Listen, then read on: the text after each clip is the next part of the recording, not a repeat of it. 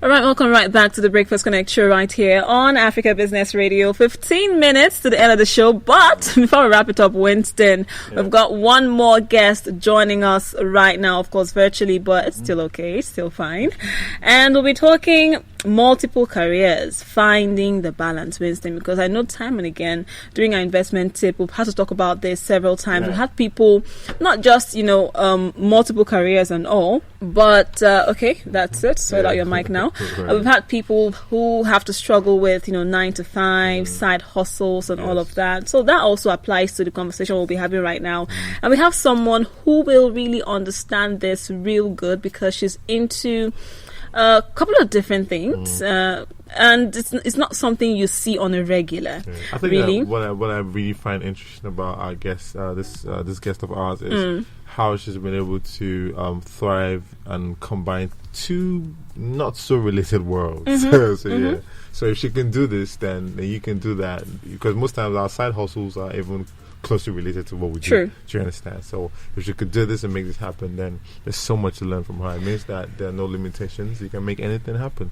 All right, so we're talking with Asuzanna Tunji. She's a serial entrepreneur.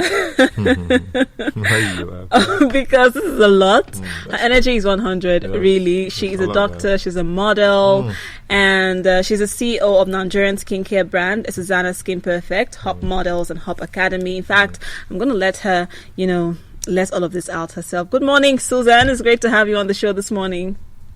Hi, Susan. I think you overhyped me. Good morning. Yes. No, there's no overhype in this one, really. And I think somehow I lost a little bit, not being able to drag you down here in person. I really wanted that to happen, but it's fine. It's fine. It's okay. We're going to do this here, and I'll have to do that dragging much later. All right, so let's get into the conversation. Now, we're talking about, multiple careers.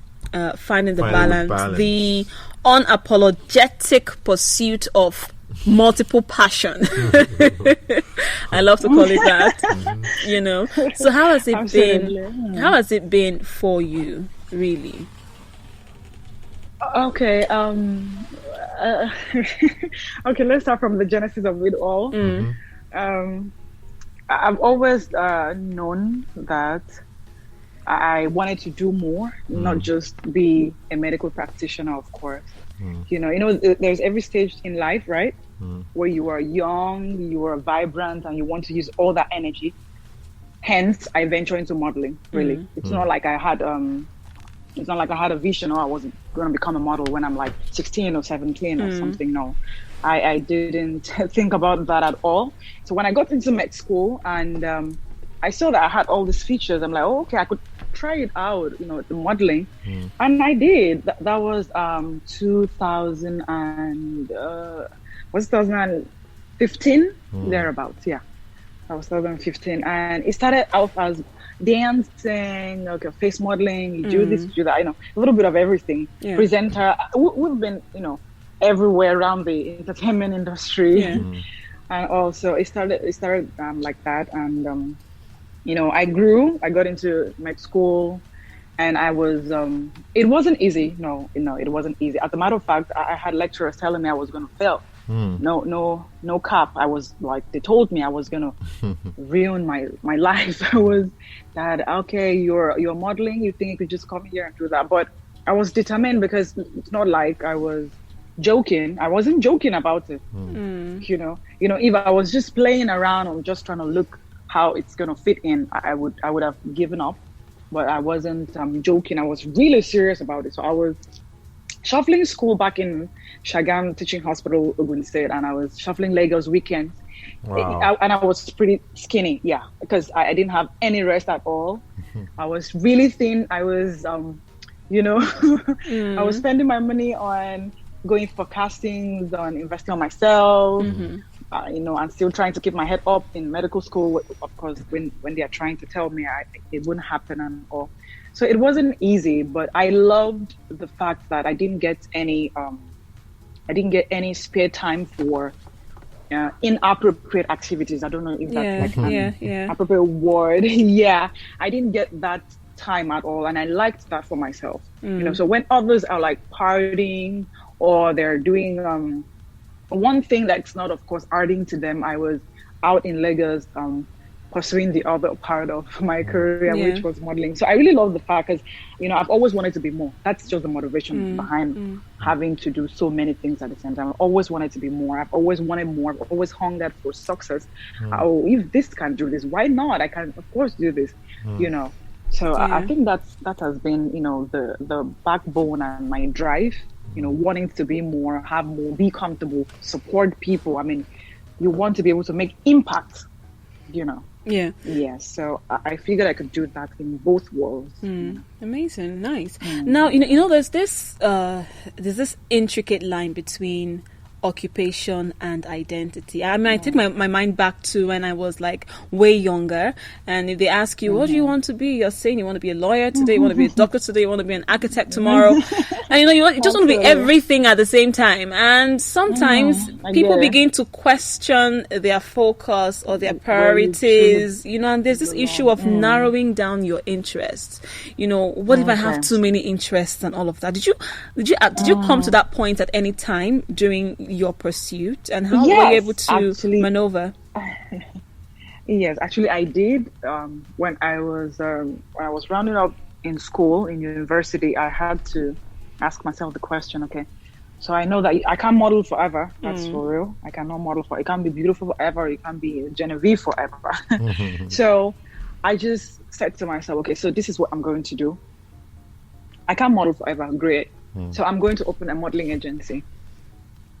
Yeah. Right. So since I cannot model forever, I can at least impact my knowledge of being a model solemnly, not like passing through any agency, or I'm actually a self-taught model, So I said, okay, you know what? Let me put up an agency, call it HOP, HOP_models, call it HOP models. Okay, so I have instructors, I have trainers, and I still have myself to come talk to them once in a while.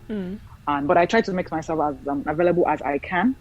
So that's why I've not really modeled so much, because I've really gone through my peak. I've modeled, I've seen it. I can't say I've seen it all, but I've seen it mostly. What I can tell a story, write a book about it. So that's what motivated me to establish the company Hop Models. It's a modeling agency that train other young models. So I don't have to do it directly. I don't have to model myself, but I still do model once in a while. All right, okay, sorry for that interjection there. So tell us please about Asuzanna Skin Care Perfect. Does it have so much to do with your background in science? Okay, so when I was into modeling and eventually got opened Hop Model, I realized that models had one problem, or one of the numerous problems were skin. Yeah, so they had, most of them had hyperpigmentation. That is I don't know how to put it. It's discoloration. Yes, when you have uneven skin tone. Yes.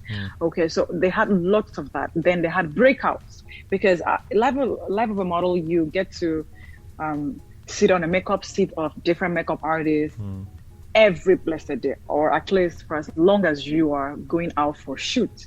So these makeup products, either they're super good or they're not good. They always leave this effect on the model's skin, the not so great effects on the model's skin. So that was when I thought to myself, okay, I can make Hop Model a total package. So if you're going to be a Hop Model, you have to be the total package. You have to have a great skin.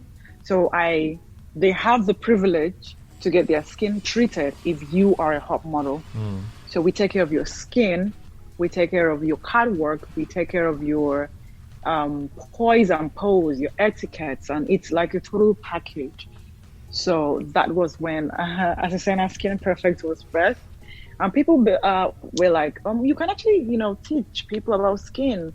Let them know they need to hydrate, they need to drink water, they need to eat good, they need to eat vegetable, they need to do this, do that, They need to cut down on their sugar, because young people have sugar rush.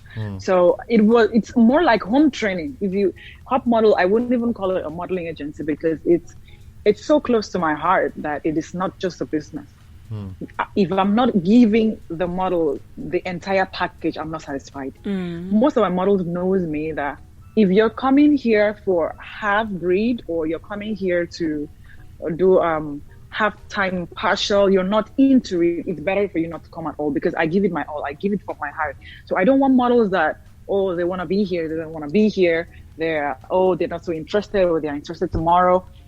I want people with the same passion I have, the same drive, I want to get it or nothing. So that's how Asuzanna Skin Perfect was birthed. Nice Yes. one. Fantastic stuff. Thank you so much, Asuzanna. We have more questions, but unfortunately we do have run out of time. But definitely, no problem. definitely we'll plan how to have more conversations, and then you actually could inspire, or you do inspire a whole lot of young people with what you do, and then with what you do right now, it pretty much just makes people understand that nothing is impossible. You can make it happen, no matter how unlikely it seems. Absolutely. Yeah, exactly. So thank you so much for making our time to have this conversation with us, and then definitely we'll get in touch soon again. Thank you, African Business Radio. Thank you so much for having me. It's such an honor, such a pleasure. Oh my God. Same here. Thank you so much. Have a wonderful day, Susan. Thank you. Absolutely. Bye. Bye. All right, I'm wrapping up the conversation on the show today with Susan. It's been an amazing show, so yeah, we've done a lot today. Have a wonderful Wednesday. Bye for now. Bye.